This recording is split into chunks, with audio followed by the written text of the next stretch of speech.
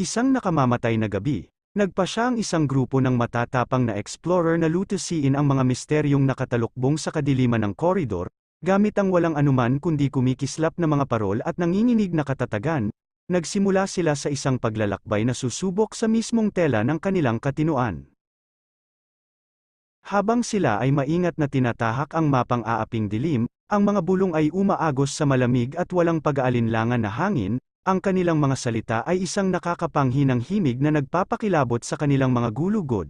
Sumasayaw ang mga anino sa mga dingding, na nagiging mga kakaibang hugis na tila umabot sa mga nanghihimasok, na sabik na mahuli sila sa kanilang pagkakahawak. Sa bawat sandali na lumilipas, ang koridor ay tila umuunat ng walang katapusang, paikot-ikot na parang labirint na dinisenyo upang lituhin at silo. Gayunpaman, pinalakas ng kanilang determinasyon na aklasin ang katotohanan, ang mga explorer ay